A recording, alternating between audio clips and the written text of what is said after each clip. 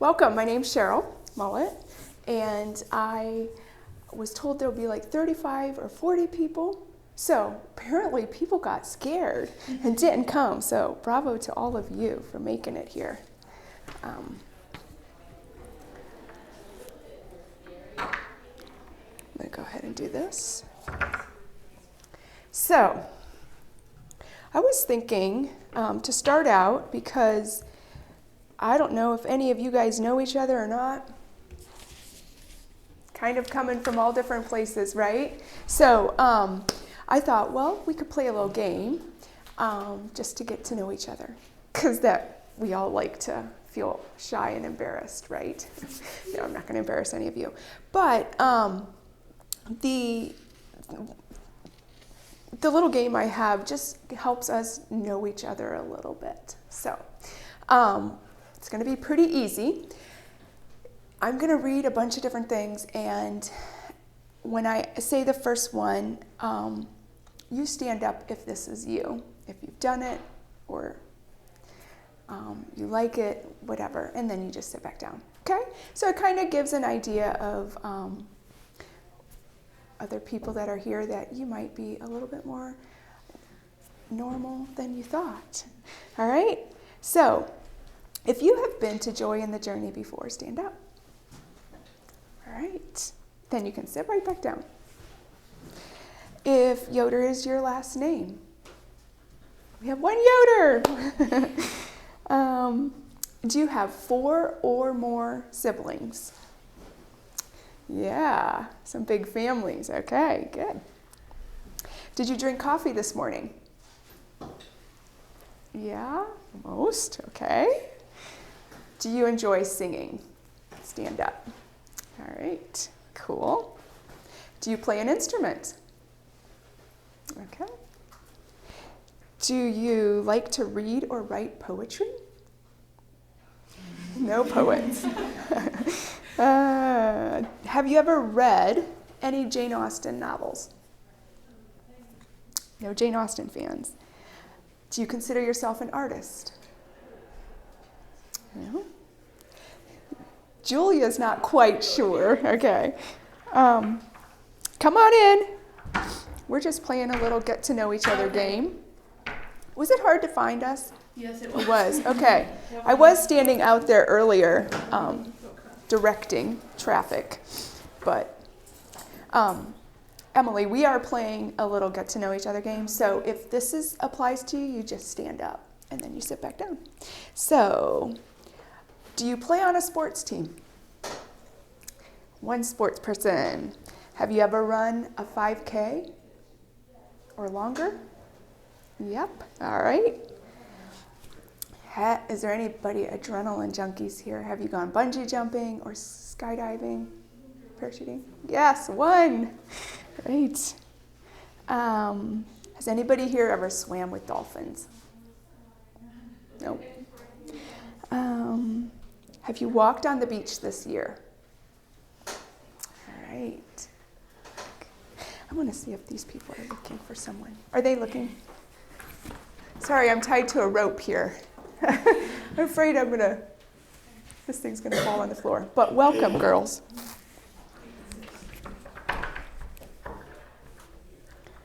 Not sure if I can navigate the door. I'm going to just keep it a little bit open because I think there might still be more people coming. All right, so we were just playing a little get to know you game. So if this is you, you just stand up and then you sit back down, okay? What was the last one I said? Walked on the beach? Have you watched a sunset or sunrise? Stand up. All right. Have you picked flowers in the field? Right. Have you ever baked a loaf of bread? All right, good job. Do these things make any sense? They actually do, to me, but not to you. All right, have you ever decorated a cake?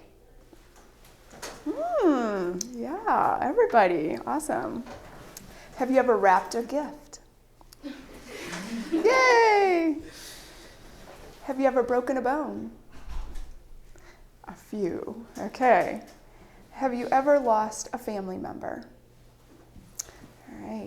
little harder things. Have you ever said goodbye to a pet? Yeah. Yep, most of us. Anybody ever have a major surgery? Yeah, okay. Have you ever got your heart broken? It's hard, isn't it? Were you ever embarrassed or made fun of on social media? Have you ever, anybody moved away from the place they were born or brought up? Okay. Have you ever made a mistake? Yeah.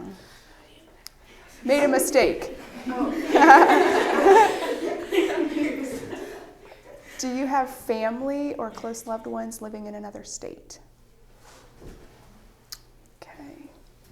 All right. Do you believe you are a unique, one-of-a-kind kind of girl? It's a little hard too, huh? All right. So some of those things are, we just heard a lot about suffering, and we all have suffering of some kind that we've gone through or endure, and there's also a lot of beauty that we offer the world. And so those were some of the questions to think about when we think about what we have to offer and what we've also endured or gone through that other people, sometimes we feel like we're all alone. So I said, my name's Cheryl, for those of you who came in a little later, and I've never done conference speaking before. Not that it's something fabulous or whatever, but when I was asked if I would be willing to talk to the teen girls, I was like, I don't have a lot of connection to teen girls these days, and I feel like I don't really know what maybe some of the hardships our teens go through. Maybe some of you are above teen, I don't know, in that young adult age. I don't know what you like to be classified as. Would you prefer girls, ladies, teens, young adults? Like, doesn't matter? They're all good? Okay. So one of the reasons when I was asked if I would do this, I had recently done a course on, it's called Making Sense of Your Worth. And it applies so much to understanding how and why we believe what we do about ourselves that aren't true, that's a lie, and how to replace that with what God says is true about you. And that's like such a burning passion of mine to first of all know that for myself, but to offer that to other people because of the freedom that it gives you. And because of how it makes the world a better place when everybody's living out of their true person who God created them to be. But that's kind of a lot to say, but kind of a hard road to get to. And so because I had just completed this course, I was like, well, that's what I would talk about. And they're like, well, that's what we would want to hear. Like, we think that's a great message. And so that's what we'll do today, is talk a little bit about that. I want to give you some real practical ways. When I was preparing, I was like, well, I could stand up here and lecture, right? But a lecture isn't as... usually it doesn't stick with us as much as, me sharing my personal story or giving you some helps to know a little bit more how this can apply to you and how it can help you in some way in your life. All right. How many of you guys, your mom said, I really want you to go to this? Yeah, kinda. So it wasn't maybe like, whoa, I can't wait to go learn about lies in my life. I felt like it was a bit of an abrupt title and maybe a little scary. So I think bravo to all of you who joined anyway with that. But really what I want to talk about is for you to know your worth in Christ, and for you to know your worth as an individual created, an image bearer of God. It's a pretty incredible thing to be made in the image of God. We don't always feel that way, right? The truth is we are. The feelings say I'm not because I don't feel it, right? Somebody's having comedy hour out there. I'm going to shut this just for our own privacy. I'm going to try to shut it. Okay. Anyway, so I noticed the verse this week was Zephaniah 3:17, where it talks about how God delights over you. He rejoices over you with singing. And what I love about that so much is Jesus is so personal, and he does sing over us. And I hope that we can kind of get an idea of what his voice actually sounds like and what is he actually saying when he is singing over you. So in order to talk about the thing I really like to talk about is how we as individuals can add beauty to the world, we have to first kind of go down another road and dig into, well, what might be hindering that beauty from being able to be seen by others, okay? Or what is the pretense that I'm showing people that's not really the true me who God created me to be? And why do we sometimes fear showing the true you, right? If you think about, if you've been in a situation where you cried, you were emotional, or somebody else was emotional with you, what's some of the first things we might say or they might say? Maybe they'll apologize, right? Like, sorry. The tears aren't something that we probably try to hide them more than let other people see them because it's messy. And it feels messy, and like to push that on other people, it feels like we're not really strong or brave. And those are all really lies. We feel much more connected to people when we see their messy stuff, right? Because that also helps me know I don't need to be perfect around you. And that makes me feel safe. Because guess what? Being perfect takes a lot of energy, and it makes us feel pretty anxious too, to have to pretend to be something. So, I'm going to start off with a little story. A little bit, but first I'll say just a little bit about me. So I moved into this area about 4 years ago, and I'm not originally from Holmes County. I grew up in another little community north of here, about 2 hours. And so there's a lot of people in this area, Mennonites and Amish, that I wasn't used to. And so it made me realize some of the things that I was believing about myself that aren't true kind of came to the surface living in a new community like this. Moving to a new community wasn't new to me. Like, I've moved a lot in my life. And everywhere I've lived, I've realized that there's a lot of quality in the people around you. And so it's always been special and exciting to see, some of the places I've lived and some of the people I've met along the way. But this story comes out of one of the times I was traveling to another country.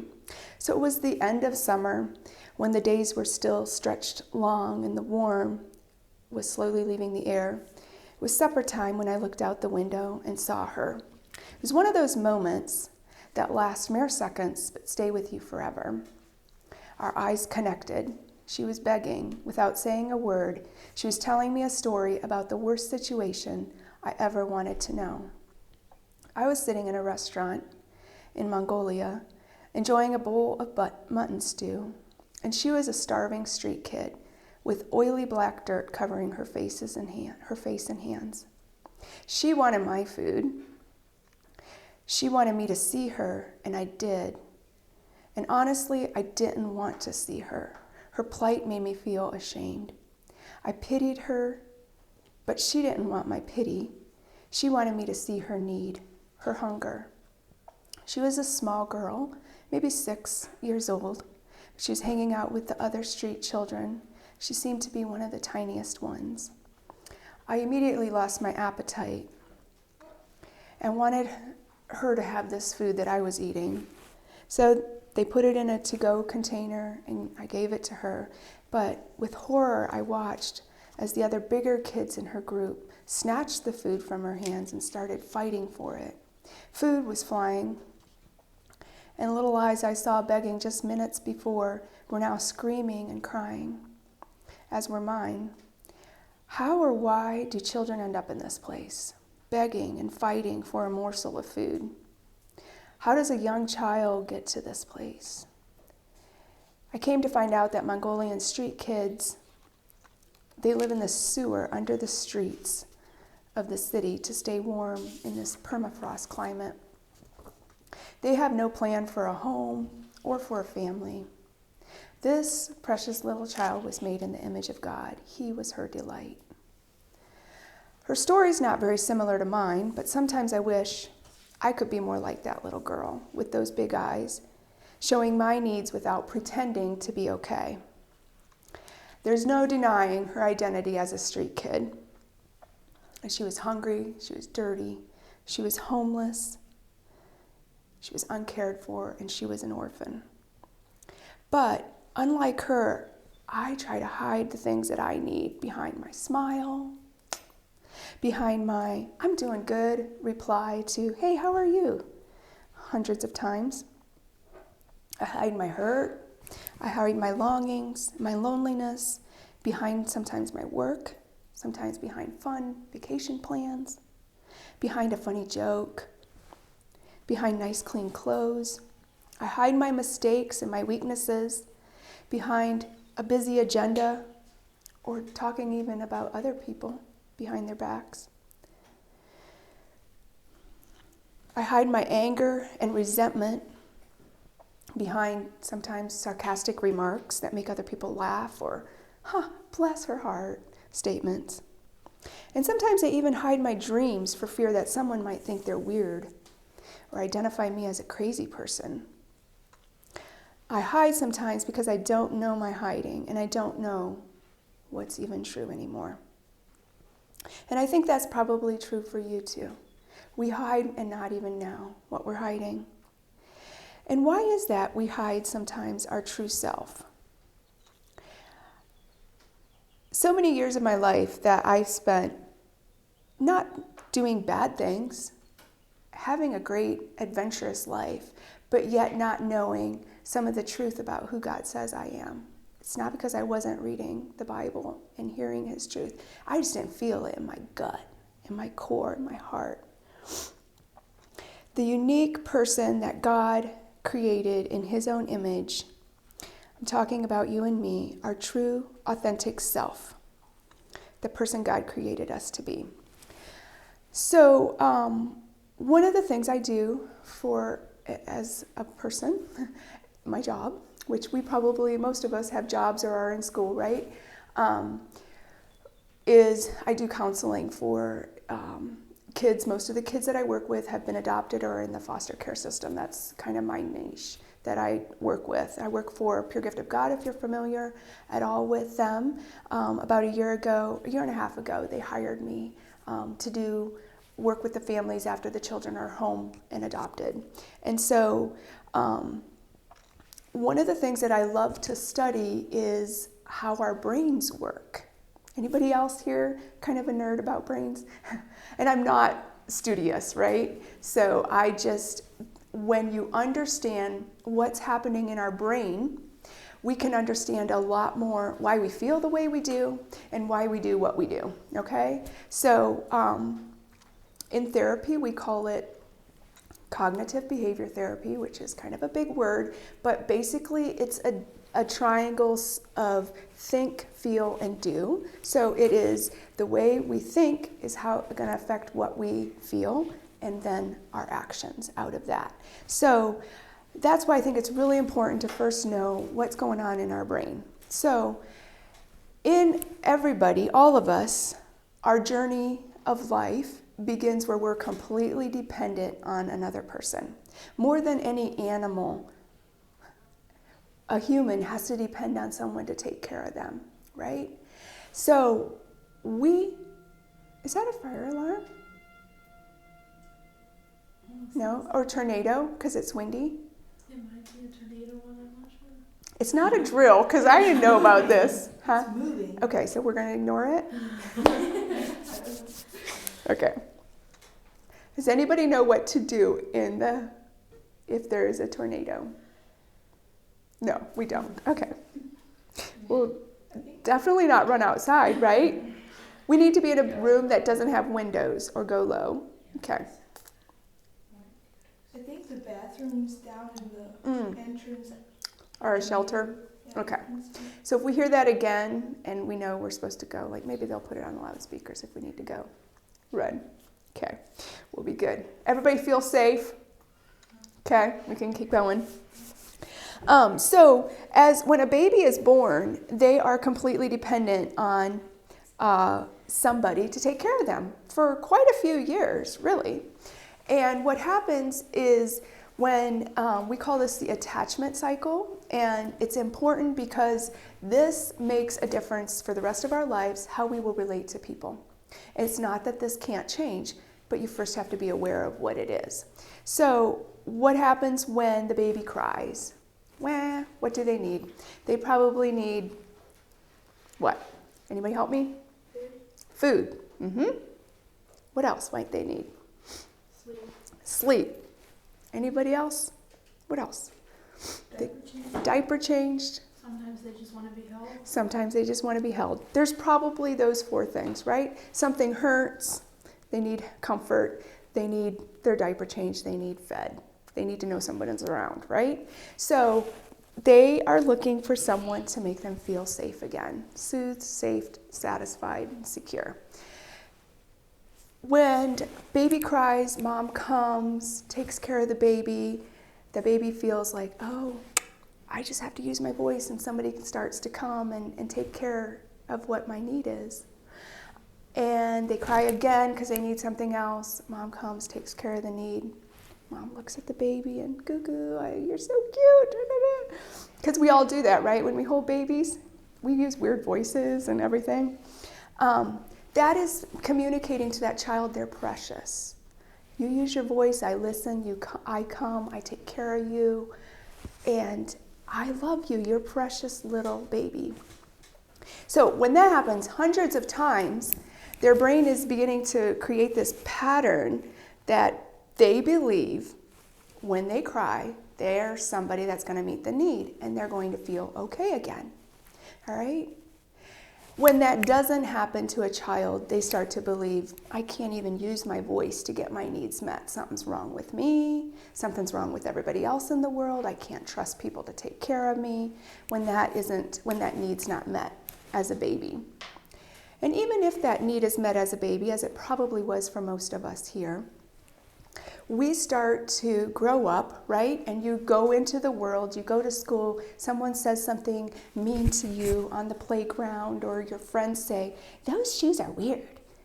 And all of a sudden, I like these shoes, but I guess they're weird. And they start to believe they have weird shoes, and that there's something wrong, that they don't look like everybody else, or that, your handwriting's not neat, whatever it is. You just get bruised like that by friends in school. And if you don't have a connection to someone to talk to about the hurt, that starts to make you believe this is what's true about me. Something's wrong with me. I have bad handwriting. I just can't get it right. I'm a failure when I try to take tests. My friends don't like me. All those things start to become things that we believe, which are lies, but yet they feel so true to us because it happens over and over again, and our mind immediately starts to think that's true. Something to know about our brain is when we develop a habit of doing something, whether that's a thought or a practice, it creates a pattern of all these stimuli going off in your brain. If you guys study this in school, and it's sending these messages, and it's like, if you see, we live in the country, so you see cow paths, right? Going through like this field. You're like, why is there a path right there? I happen to live close to a farm. And in the springtime last year, I watched this over and over again, where the farmer would like open up a new fence area for the cows to go into, and they would just all walk. And the first couple days, they would all just walk towards this new area. And then, like day 2 or 3, they started following a cow. And what happened after a couple days? There was a clear path. That's, the country girl's idea of what happens in the brain. Because a clear path starts to get formed because our thoughts go the same way, right? And so if we have a very clear path of something's wrong with me, or somebody doesn't like me, that is exactly where our thoughts are going to go. So just like a cow wants to follow that same path, we have to shut that down so that that path is no longer the place our brain keeps going and keeps us thinking that this is what's true about me. Is that making any sense, or is that like too much science? Okay, I saw some heads shaking. So one of the things, when I was growing up, I remember I played outside a lot. Outside was like, I lived on a nice property out. There was a creek, and my brother was a good friend, and him and I, we had a lot of fun playing outside. A lot of happy memories of my childhood, but also memories of when I wanted so much for my mom and dad to be there, and they weren't. They were busy. My dad was part-time farmer and part-time carpenter, or actually maybe full-time both, because I didn't spend a lot of time with my dad just having fun and doing things that I enjoyed doing. We did a lot of trips and stuff like that together, but I was there was 6 kids in my family, and then later another girl came along that was adopted years later. But so it was a pretty big family. We were pretty busy. My mom was pretty busy, and I started to believe that my mom and dad didn't have time for me because they were busy. And so to me, they didn't have time for me, therefore I don't matter to them. And that was a lie that I had held on to for years. And how that started to impact my relationships was when people would ask me, "Hey, how are you doing, Cheryl?" I'd be like, "I'm good." Not thinking they wanted to have time for me and really know how am I doing. And I would keep going. Not until they would like probe would I say how I'm doing. And even then it was like, I don't really think you care, right? And that was the way I lived for years. I did a lot of great things during that time. One of the things that I was privileged to do when I was in my mid-20s was I moved to Asia, and I lived there for 7 years. And in that time, I got to travel a lot. And growing up, I never cared about kids, right? And it wasn't like I didn't like them. It was just, I was having too much fun playing outside. And I like sports. And so I never went and played with kids after church. Holding babies, that wasn't my thing. But when my family started doing foster care when I was like early 20, I fell in love with this little girl that came into our home at 1 month old. And my heart got so attached to her, and I was convinced no mother could ever love a baby better than I loved this little one. And that started, I believe, the seed God planted in my heart to start loving babies and kids that came from a hard place, that came from, an abandoned situation where their own birth mother wasn't able to care for them. And so I had made a commitment. I had went over to Asia for a short-term team trip in 1995, which was long before you all were born, I know. But I had so much fun, and it was such an exciting, adventurous trip, sneaking Bibles into China, and being chased by the police, right? Don't we all like that? But it was something that it came alive in me. Like I wanted to do something big. And so I prayed like, God, I want to do something really big for your kingdom. And finally in 1998, I ended up going over to Asia on a long-term team. And on that trip, I remember standing outside. We were visiting in Vietnam, and I was outside an orphanage, and there were these little kids playing there, and I stood there and I was like, I'm not going in there because their situation is really hard to see because they had no toys. They were playing with a bike tire and a stick, and it was dirt, there was no grass, it was this block building, and I just kept thinking, if I go in there, that's going to ruin me. I'm going to cry, I'm going to be a mess, and I didn't want other people to see me do that. And I heard clearly God say, Cheryl, they haven't even been touched.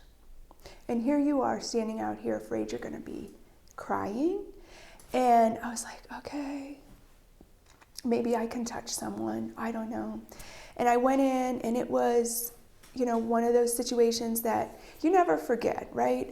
I remember one of the rooms was babies, and these are like little babies, and they were wrapped up in blankets on a mat on the floor. I think there was like 7 of them, and there was one worker that was trying to feed them and take care of them. They had no cribs even. They were just on a mat on the floor.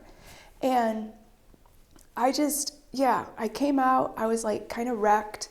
And I remember just sitting in the back of the van for the next while we were driving, and just saying, I just felt very clearly that God's saying, I got something for you to do with kids, and I'll show it to you what it is along the way.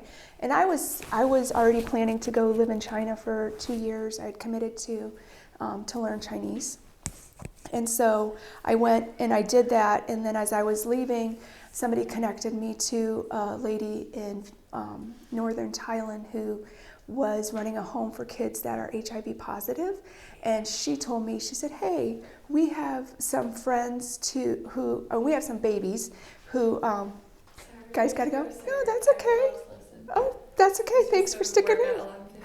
Oh, bless your hearts. Thanks for helping. So I got connected with this lady, and she said how she needs somebody to take care of these babies who are healthy enough to be adopted and do like a foster care system. And so I was like, sure, I'd like to do that. And so I moved to Thailand and got to do that for the next 4 or 5 years. And that was such an amazing experience. It was some of the happiest days of my life because I got to be a mom to these little babies, and it was amazing.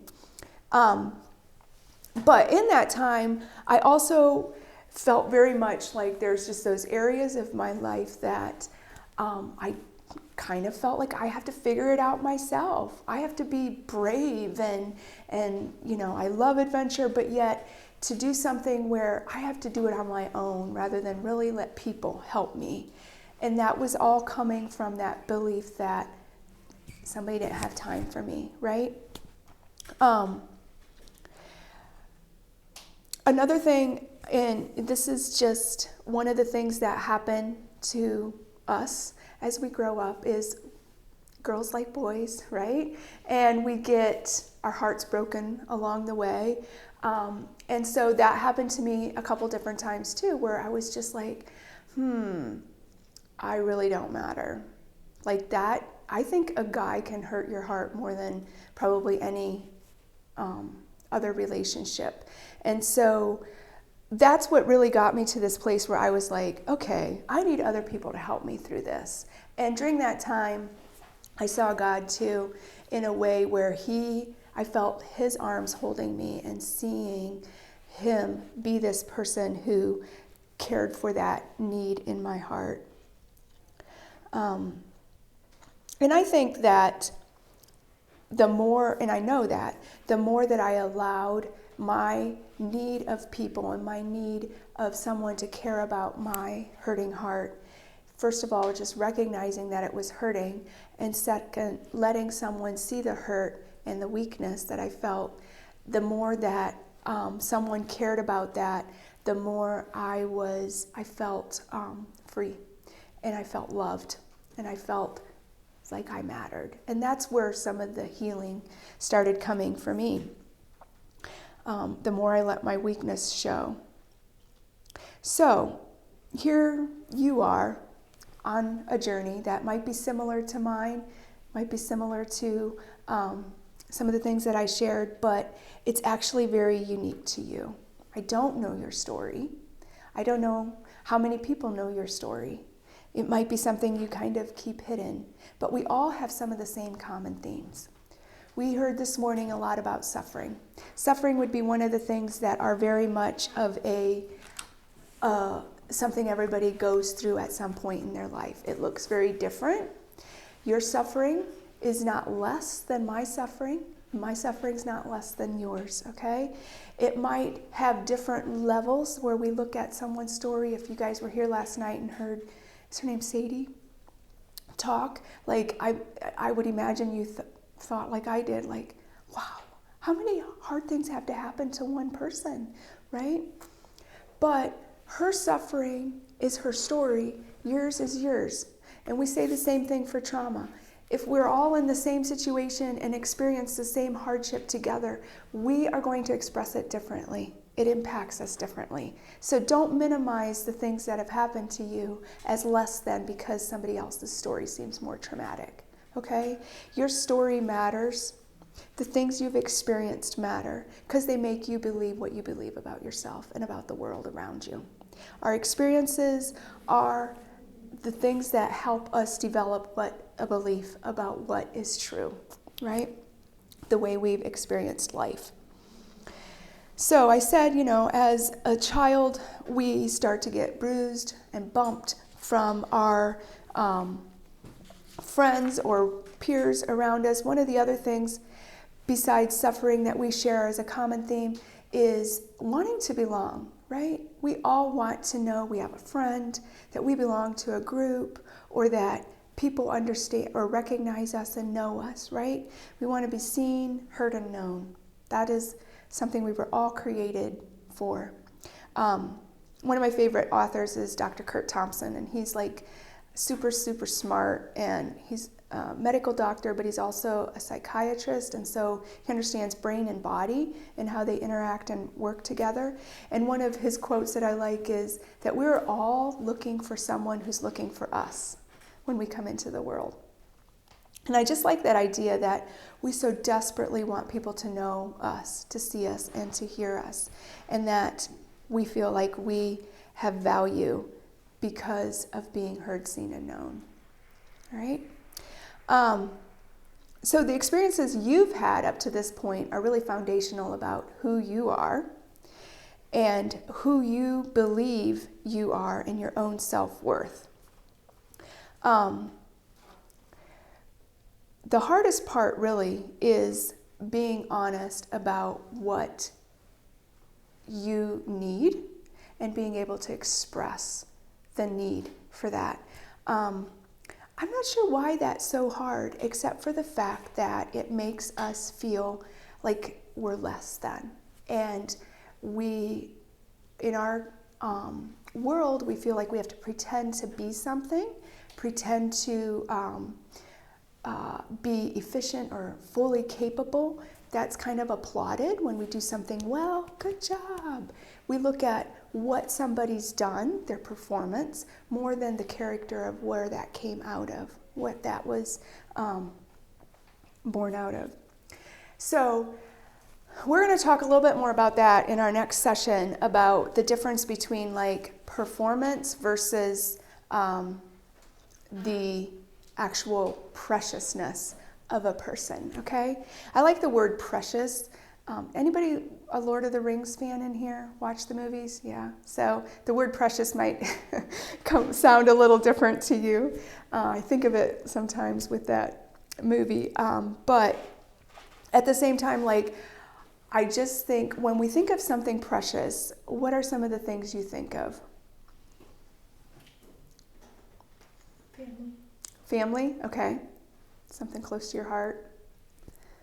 A little squishy baby face, a little furry kitten or a bunny. Things that make our heart kind of warm, right? So precious, I like the idea of thinking of precious as how God sees you, right? Because we don't always feel that. So I don't know, if you wake up in the morning and look in the mirror and say, woo, how precious do you look today? Right when you're just getting out of bed and you haven't been able to, wash your face, and we look a little different than we do right now, I guarantee you. So God seeing us and knowing us and loving us in that just got out of bed morning look, or when you've made the biggest mistake of your life and you think, how could I be so stupid to do that?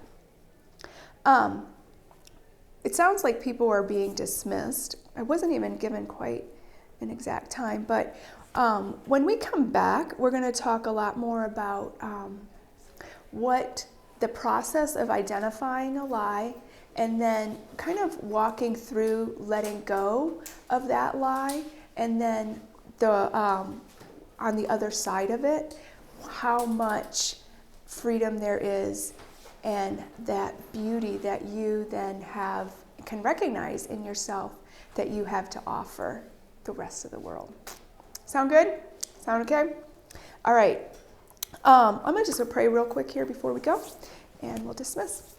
God, I thank you that you see, hear, and know each one of us. We don't have to do a single thing to be recognized by you. We just need to show up and allow you to see us for who we really are. And God, I thank you that you are going to continue to show us who you are in this rest of this day. And we pray that the words that you want to stick in our hearts would stick there. And we thank you that you are God and you care this much. Amen.